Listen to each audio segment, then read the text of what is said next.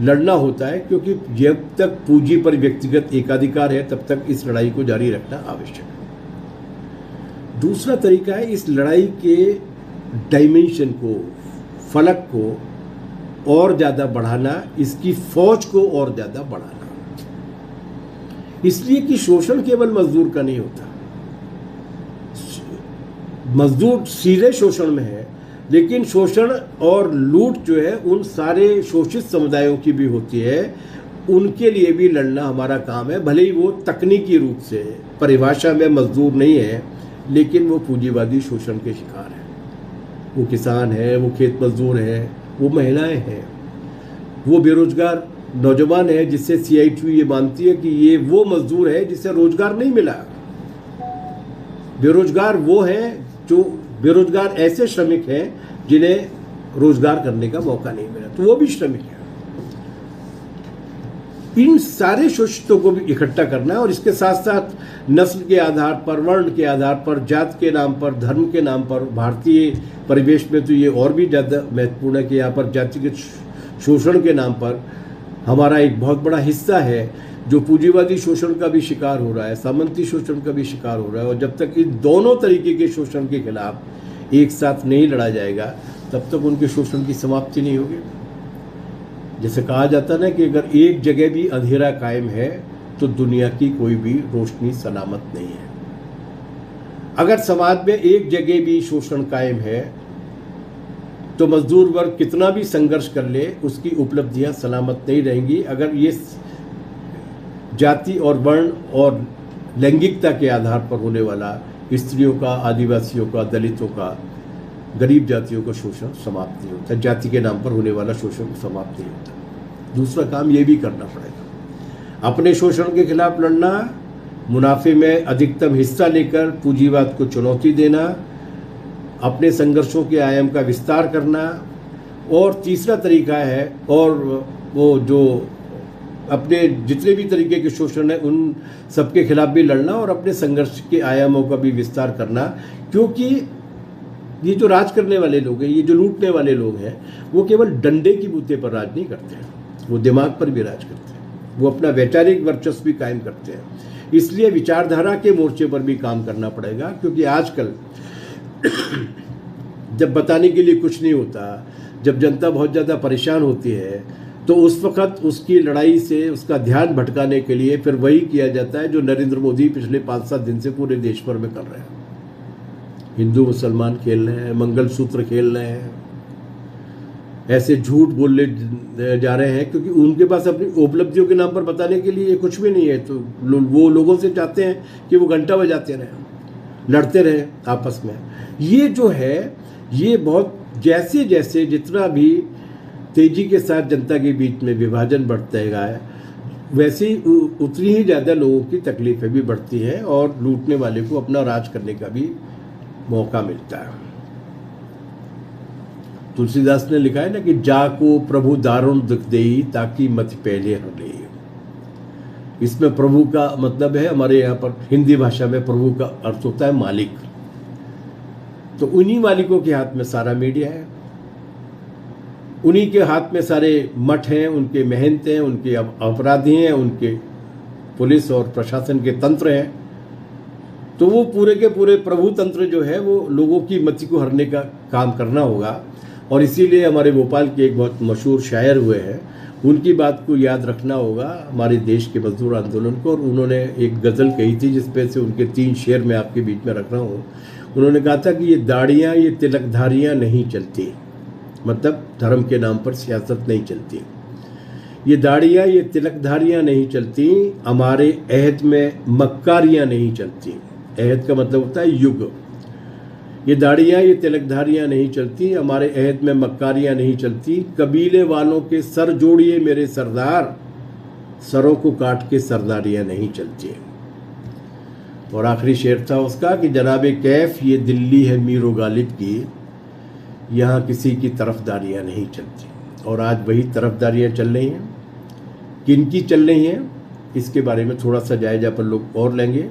तो आज हम अपनी मई दिवस पर इस संकल्प को दोहराते हैं कि हम इन सारी चीज़ों को समझते हुए, उनकी साजिशों को समझते हुए आने वाले दिनों में अपने रास्ते पर और तेजी के साथ में कदम बढ़ाएंगे और जो मिशन 1886 में शुरू किया गया था उसको जारी रखेंगे। लेकिन लड़ाइयाँ अमूर्त नहीं होती हैं, लड़ाइयाँ ठोस रूप में होती हैं। लड़ाइयाँ एक निश्चित टाइम एंड स्पेस में होती हैं, उनका एक कालखंड होता है, उनका एक देश काल होता है। दुनिया बदलने की लड़ाई भी अपने गांव और अपने कारखाने के शोषण को समाप्त करने की लड़ाई के साथ लड़ी जाती है। इसलिए दुनिया के मजदूरों एक होने के नारे को यथार्थ में अगर उतारना है और इस शोषण को ख़त्म करने और पूंजीवाद को समाप्त करने और मजदूर के राज को लाने की बात अगर करनी है तो ये लड़ाई दुनिया के पैमाने पर तो तभी बनेगी ना जब हम अपने प्रदेश के पैमाने पर, अपने जिले के पैमाने पर, अपने इलाके के शोषण के पैमाने पर लड़ाइयों को करेंगे। इसीलिए मई दिवस का दिन, पिछले मई दिवस से लेकर इस मई दिवस के बीच में जो हमने संघर्ष किए, जो लड़ाइयाँ की, उनकी समीक्षा करने का दिन भी होता है, उनका हिसाब किताब करने का भी दिन होता है। उन संघर्षों में जो उपलब्धियाँ हमने हासिल की थी, मौद्रिक रूप से ही नहीं बल्कि कार्यकर्ताओं के रूप में भी, संस्था के रूप में भी, संगठन के रूप में भी, उनको ईंटों की तरीके से इकजाई करके एक मजबूत इमारत की तामीर करने का भी होता है और उन जख्मों को गिनने का भी होता है जो इन संघर्षों के दौरान हमें भुगतने पड़े, हमारे आवाम को भुगतने पड़े और उनका हिसाब चुकता करने का भी दिन होता है। हमारे देश के लिए तो ये और भी ज़्यादा मौका देने वाला मई दिवस है, इसलिए कि लोकसभा के चुनाव हो रहे हैं। ये चुनाव जैसा भी है वैसा लोकतंत्र जो हमारे देश में है, वो लोकतंत्र भी हमारे अपने मेहनत कशों के संघर्ष और दुनिया के मेहनत कशों के संघर्ष की वजह से निकल कर आया। लेकिन इनकलाबी गर्दिश दौरा तो देखिए, मंजिल उन्हें मिली जो शरीके सफर न थे, जिन्होंने गद्दारियां की आज़ादी की लड़ाई में, आज वो बैठे हैं ऊपर आकर। और दुर्योग ये है कि ये मई दिवस उस समय हो रहा है 2024 का जब वो गिरोह बहुत तीव्रता और शिद्दत के साथ इस देश में से लोकतंत्र को ख़त्म कर देना चाहता है, इस देश में से संविधान को ख़त्म कर देना चाहता है। भले कागज़ पर ही सही, लेकिन सारे भारत के नागरिक एक समान है, उनका अधिकार समानता का है, उसको समाप्त कर देना चाहता है। वो उस संविधान को भी मिटा देना चाहता है जो ऐसी संभावनाएं पैदा करता है कि आगे के दिनों में वास्तविक बराबरी की लड़ाई को भी किस तरीके से लड़ा जा सकता है। मोदी राज उसे भी पूरी तरीके से पलट देना चाहता है। इसका मतलब ये नहीं कि मोदी के पहले वाले जो थे वो दूध के धुले थे, लेकिन इसका मतलब ये है कि ये वाले जो हैं वो रक्त पिपासु हैं, ये खून पीने वाले लोग हैं।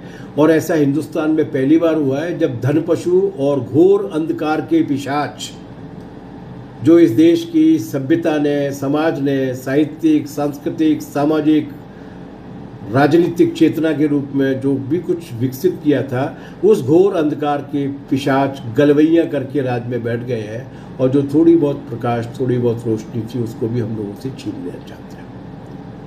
इनकी चार्जशीट इतनी लंबी है कि अगर हम चर्चा करना शुरू करें तो अगला मई दिवस आ जाएगा। इनके अपराध इनके विराट है।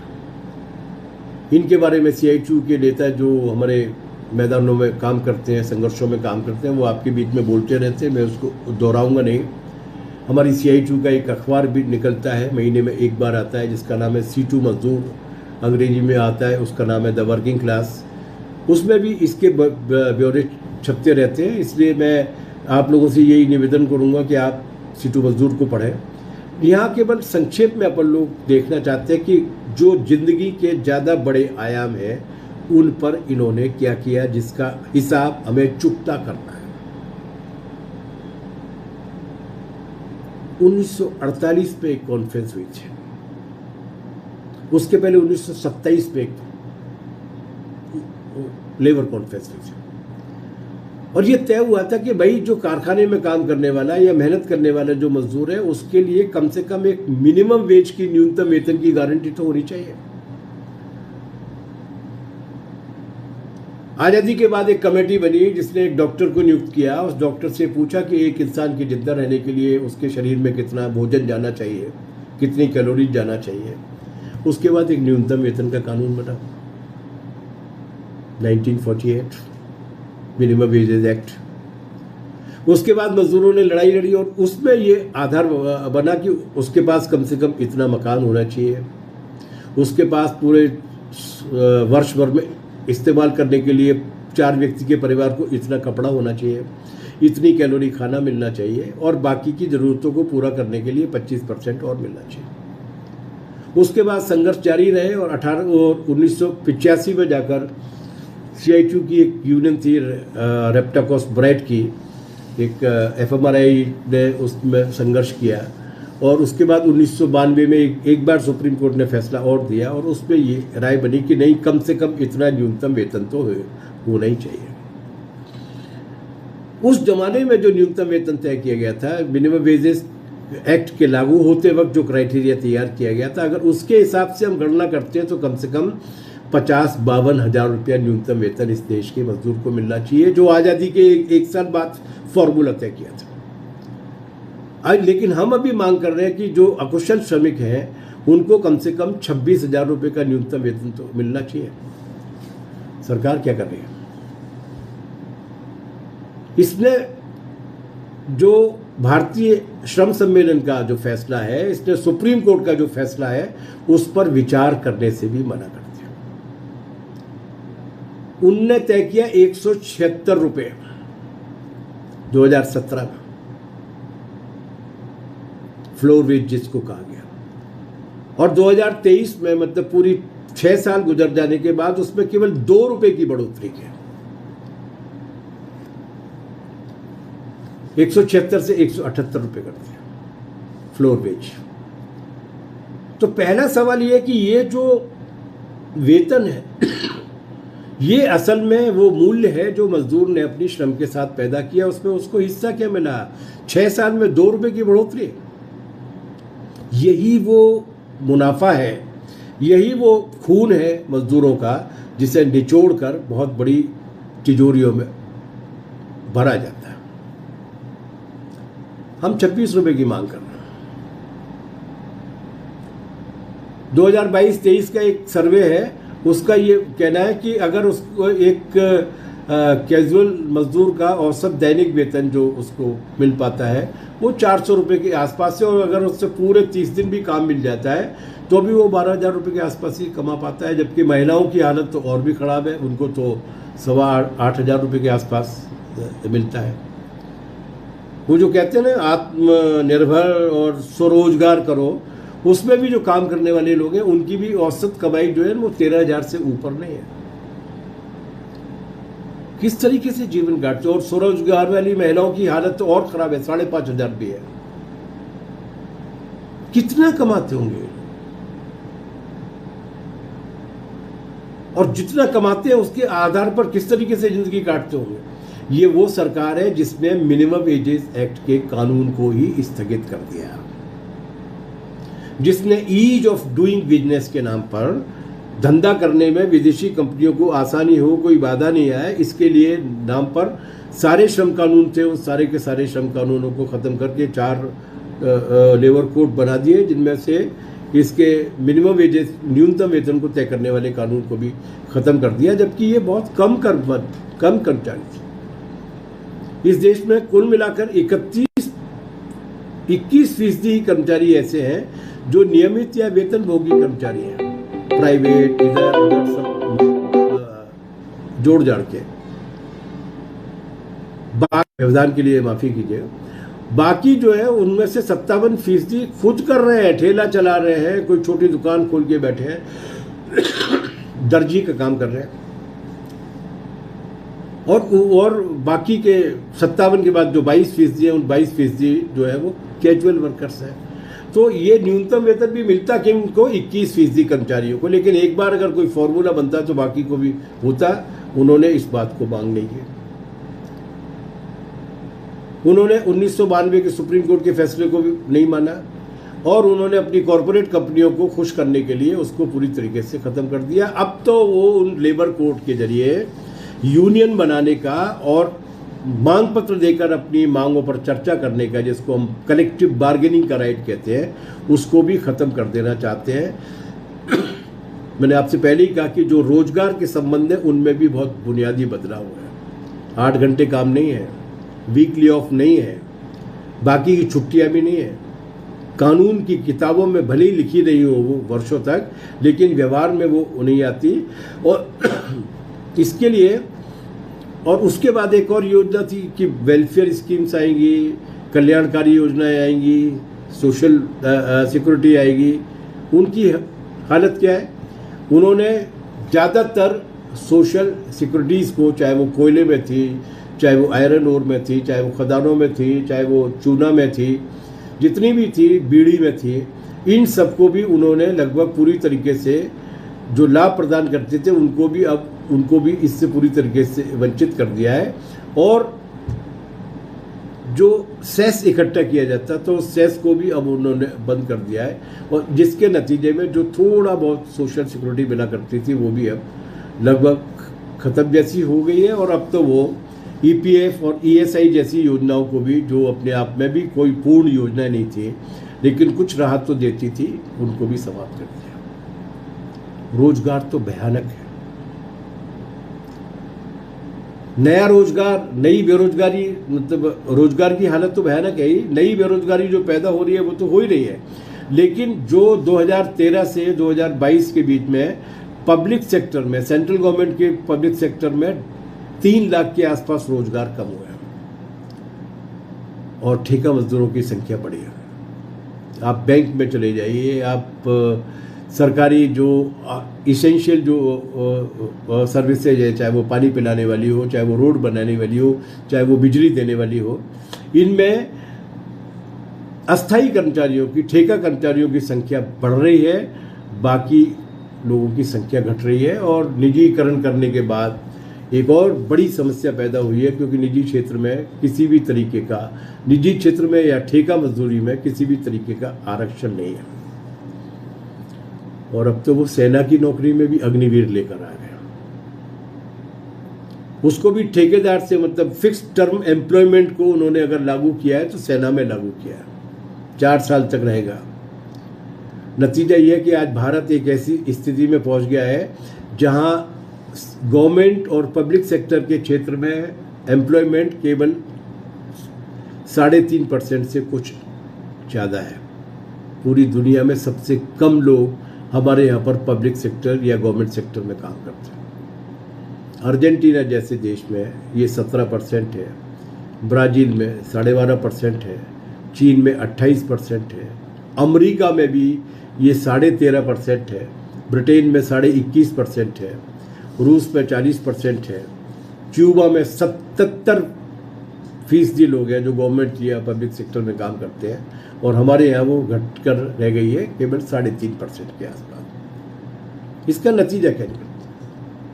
इसका नतीजा ये निकलता है कि एक ऐसा सामाजिक संकट पैदा होता है, जो संकट ये भी बताते हैं कि बाकी की जगह भी रोजगार नहीं बढ़ेगा। फिर हमारे यहाँ की एक जो मॉनिटरिंग और इंडियन इकोनॉमी की मॉनिटरिंग करने वाली जो एक संस्था है, उसने बताया कि छोटी दुकानों में काम करने वाले लगभग 1 करोड़ मजदूर भी कम हो गए हैं, दिहाड़ी मजदूर, क्योंकि उन छोटी दुकानों का धंधा भी तो इन्हीं बाकी के वर्कफोर्स की आमदनी के साथ चलता था। खेत मजदूरों की हालत तो और भी खराब है, और ये पहला मौका है जब किसानों की आत्महत्याओं के लगभग बराबर या उससे कुछ ज़्यादा आत्महत्याएं असंगठित क्षेत्र के मजदूरों ने किया, दिहाड़ी मजदूरों ने किया। महंगाई के बारे में बात करने की कोई आवश्यकता नहीं, हम लोग अच्छी तरीके से जानते हैं। इन सारी चीजों पर कोई कदम उठाने के लिए तैयार नहीं। ये वो जख्म है जिनकी बात हम लोग कर रहे थे। क्यों नहीं? ऐसा नहीं है।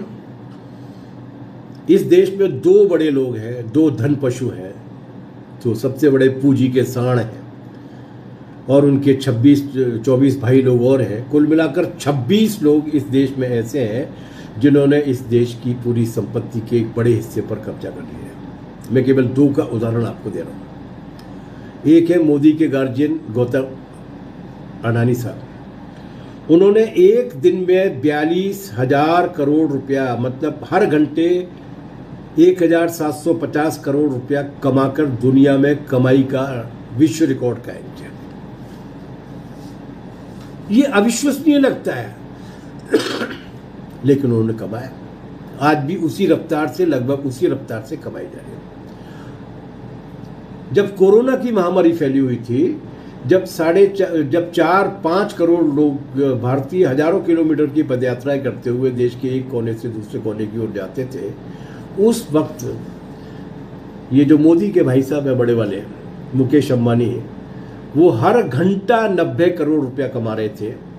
और उनके जो अभिभावक है, गार्जियन है, गौतम अडानी, वो हर घंटा 120 करोड़ रुपया कमा रहे थे। लोग भूखों भूखों पैदल चलकर आ रहे थे। कोरोना में लोग मारे जा रहे थे, खाने पीने के लाले पड़े हुए थे, लेकिन वो कर रहे थे। एक अर्थशास्त्री ने जोड़ लगाकर बताया कि अकेले मुकेश अंबानी की, जिसने अपने बेटे की प्री वेडिंग सेरेमनी में न जाने कितने अरब रुपए फूंक डाले, उस अकेले मुकेश अंबानी की एक दिन की कमाई पूरे 3 महीने तक देश के 80 करोड़ लोगों का पेट भर सकती है। एक दिन की कमाई 3 महीने तक 80 करोड़ लोगों का पेट। ये उस देश में हो रहा है जो देश पूरी दुनिया भर के भुखमरों में लगातार हमारी चिंताजनक स्तर होता जा रहा है। केवल यहीं तक नहीं बात, हमारे भाई इस देश के मजदूरों का 95% ऐसा है जिनकी जड़ें गांव में है। इन मजदूरों के गांव में जो भाई छूट गए हैं, उन किसानों के पास क्या है ये दोहराने की आवश्यकता नहीं है। अभी ड्रोन से आंसू गैस के गोले और गोलियां चलाने की वारदातें हरियाणा की बॉर्डर पे हुई हैं। 378 दिन तक जब सिंघू बॉर्डर, टिकरी बॉर्डर, पलवल बॉर्डर सहित दिल्ली के बॉर्डर्स पर किसान बैठा था, हरियाणा की CITU ने बहुत शानदार तरीके से उसके बीच में काम किया है, किसान मजदूर एकता को कायम किया। आप लोग जानते हैं उसकी हालत क्या है। वो भी लड़ रहा है, MSP के लिए भी लड़ रहा है, अपनी फसल में की दाम न मिल पाने की वजह से, कर्ज के फंदे में फंस जाने की वजह से, फसल के कॉर्पोरेटीकरण की वजह से, दुनिया की तमाम सारी अंतर्राष्ट्रीय संस्थाओं को, कॉरपोरेट कंपनियों को हमारी खेती में छूट की वजह से, ये सारे लोगों की वजह से आज भारत की खेती भी संकट में है। और जब इनके खिलाफ बोलते हैं तो दमन का एक दौर चलता है। आंगनवाड़ी कार्यकर्ताओं और आशा कार्यकर्ताओं पर भी दमन का दौर चला, हरियाणा में किसानों पर भी दमन का एक दौर चला। लेकिन अच्छी बात यह है कि अगर उनके दमन बढ़े, उनका शोषण बढ़ा है, तो इन मेहनतकश समुदायों की, मेहनतकश वर्गों की एकता भी बढ़ी है। इसलिए इस बार का जो मई दिवस है, संकल्प तो हमने ले लिया था, लेकिन इस बार का जो मई दिवस है वो इस सारी बर्बादी, इस सारे जुल्म और अत्याचार के बर्ताव का हिसाब करने का मौका देता है। ये अपने संघर्षों को और आगे बढ़ाकर राजनीतिक निष्कर्ष तक पहुंचाने का अवसर देता है। और ये जो जाति, वर्ण, धर्म, बाबा, मौलवी, इन सब के नाम पर ये जो एकता को, मछली, मटन, इन सब के नाम पर जो इस एकता को विभाजित करने की कोशिश की जा रही है, उस विभाजन के विरुद्ध भी हमें और ज़्यादा सक्रियता के साथ हस्तक्षेप करने का मौका मिलता है। इसलिए हम संकल्प लेते हैं कि हम किसान मजदूरों की एकता को तो मजबूत करेंगे ही, लेकिन इस जाल को तोड़कर इस देश के मजदूरों को, इस मजदूर विरोधी, किसान विरोधी, जनता विरोधी और देश विरोधी सरकार को हटाने के लिए अपने वोट का औजार बनाए। इसके लिए भी इस तरीके से ये मई दिवस मनुष्यता के दुश्मनों को सजा देने और उनके साथ हिसाब किताब चुकता करने का मई दिवस होना चाहिए। मुझे विश्वास है कि इतनी लंबी चर्चा के बाद आप लोग 3 दिन बाद जब मई दिवस की रैलियां निकालकर जो संकल्प सभाएं करेंगे, उससे हम भारत और दुनिया को एक नए और बेहतर समाज बनाने की दिशा में आगे ले जा सकेंगे। बहुत बहुत शुक्रिया, धन्यवाद। एक बार फिर हरियाणा के साथियों को धन्यवाद।